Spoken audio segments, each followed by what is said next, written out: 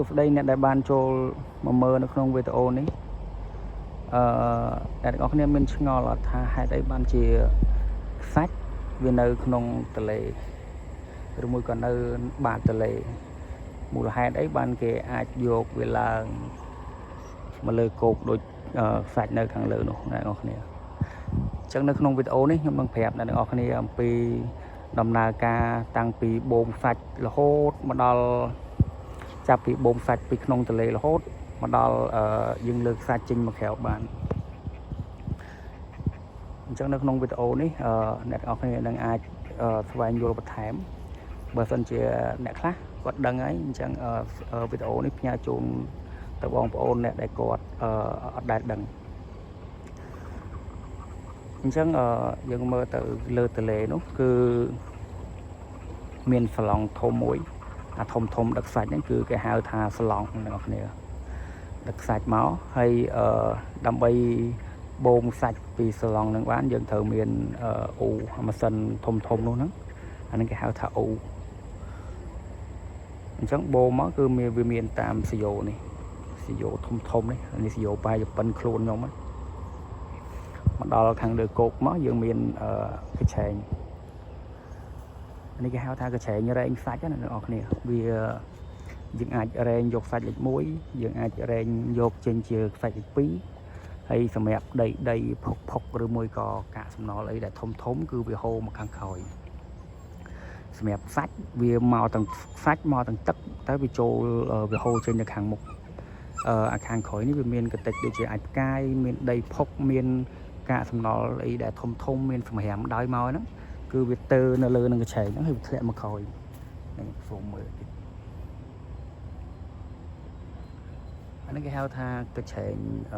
រែងខ្សាច់បន្ទាប់ពីយើងបូរមកមានទាំងខ្សាច់មានទាំងទឹកហើយគឺវាហូរមកក្នុងក្លុកចេះមួយនេះ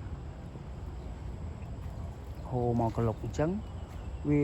ខ្សាច់វាធ្ងន់ជាងទឹកអញ្ចឹងពេលដែលហូរមកគឺខ្សាច់វាចុះនៅខាងក្រោមសាច់វារងនៅបាតខាងក្រោមហើយខាងលើគឺមានទឹកអញ្ចឹងខ្ញុំឲ្យមកមើលអាកន្លែងប្រហូរទឹកវាមានប្រហូរទឹក2ដើម្បីឲ្យវាទឹកវាហូរចូលទន្លេវិញហើយវានៅសល់ទឹកខ្សាច់អញ្ចឹងអាប្រហូរនេះពេលដែលគេបូរមកវាខ្សាច់វាឡើងច្រើនទៅទឹកវាហូរចូលតាមប្រឡោះហ្នឹងហើយនឹងចូលតាមប្រឡោះនេះអាហ្នឹងយើងប្រហូរវាចេញទៅទន្លេខាងក្រោយវិញតែអានេះមើលអត់ឃើញវាចេញក្បាលសយោវាទៅខាងនោះបន្ទាប់ពីវាហូរទឹកចេញហើយនៅសល់ខ្សាច់ហ្នឹងគឺយើងមានគ្រឿងចាក់ដើម្បីស្រង់វាឡើងលើយើងមានគ្រឿងចាក់កាយវាមកកាយទៅតាមបច្ចេកទេសរបស់គេអ្នកកាយហ្នឹងវាគេយកទៅស្រង់ពីខាងក្រោមគេយកទៅចាក់នៅខាងលើអញ្ចឹងមានតែប៉ុណ្្នឹងបងប្អូនតែអ្នកខ្លះគាត់អាចនឹងឆ្ងល់ថាហេតុអីបានជាបូមមកតំណងមិនមានខ្សាច់នៅក្នុងទន្លេសោះហើយទៅបូមមកមិនរួចអាហ្នឹងដោយសារម៉ាស៊ីនវាធំម៉ាស៊ីនហ្នឹងដូចម៉ាស៊ីនបូមទឹកចឹងប៉ុន្តែវាបូមមកមានទាំងខ្សាច់មានទាំងទឹកឥឡូវគាត់ចាប់ដើមបូមគាត់បញ្ឆេះម៉ាស៊ីននៅខាងក្រោយហ្នឹងហើយមានអ្នកបាញ់ទឹក4-5 នាក់អញ្ចឹងទៅយើងបាញ់ទឹកចូលទៅក្នុងសាឡុងហ្នឹងហើយបានគេបូមមកទាំងទឹកបូមមកទាំងខ្សាច់រត់មករហូតមកទៅតាមប្រឡោះសយោនេះហើយចូលទៅក្នុងកញ្ឆែងរែងដើម្បីចេញជាខ្សាច់1ឬមួយក៏ខ្សាច់លេខ2ហើយនឹងកាកសំណល់អាចផ្កាយថ្មគ្រោះធំអីបហូរទៅខាងក្រោយប្រឡោះនេះអញ្ចឹងសម្រាប់វីដេអូនេះខ្ញុំចង់ចែកម្លែកឲ្យបងប្អូនអ្នកដែលគាត់អត់ដឹងហើយនឹងគាត់ចង់យល់ពីរបៀបគេធ្វើម៉េចគេស្រង់ខ្សាច់ឡើងមកលើគោកគឺដូចដែលខ្ញុំនិយាយនៅខាងលើអញ្ចឹងវីដេអូនេះគឺមានតែប៉ុណ្្នឹងបងប្អូនបើសិនជាបងប្អូនឆ្ងល់ឬមួយក៏ចង់ស្វែងយល់ពីកន្លែងណាបន្ថែមដែលពាក់ព័ន្ធជាមួយនឹងការបូមខ្សាច់ស្រង់ខ្សាច់ហើយបងប្អូនមានឆ្ងល់កន្លែងណាបងប្អូនអាចខមមិនសួរខ្ញុំនៅខាងក្រោមបាន នោះខាងក្រោយគាត់កំពុងឆេះម៉ាស៊ីនដើម្បីបូមសាច់យកមកលើអញ្ចឹងសម្រាប់វីដេអូនេះគឺខ្ញុំចែកជូនដល់បងប្អូនទាំងអស់គ្នាគឺមានតែប៉ុណ្្នឹងទេបើសិនជាមានកន្លែងណាបងប្អូនឆ្ងល់អីអាចខមមិនសួរនៅខាងក្រោម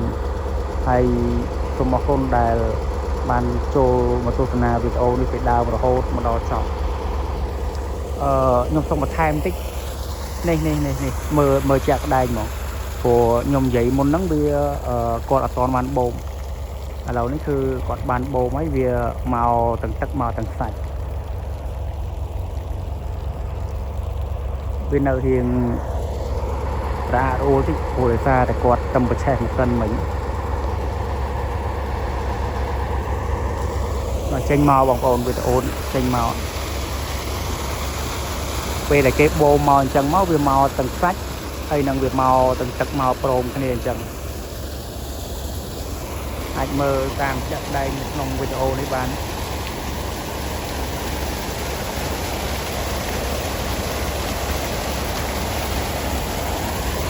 អាហ្នឹងក៏ឆែងបងប្អូនវារែងសាច់អាម៉ត់ទៅម្ខាងអាសាច់ក្រើមគេរែងទៅម្ខាងហើយអស្ការខាងលើនេះចាំស្រង់សាច់នឹងយកទៅលើគេស្រង់ដោយទាំងទឹកដោយទាំងសាច់យកទៅបោះនៅខាងលើទៅទឹកហ្នឹងវាហូរមកតិចតិចទៅវាចិត្តចេញតាមប្រឡោះអាពហោរបស់យើងពីប្រឡោះនោះពីទយោធំនោះអូខេអញ្ចឹងសម្រាប់វីដេអូនេះគឺមានតែប៉ុណ្្នឹងទេអរគុណបងប្អូនអរគ្នាអរគុណច្រើន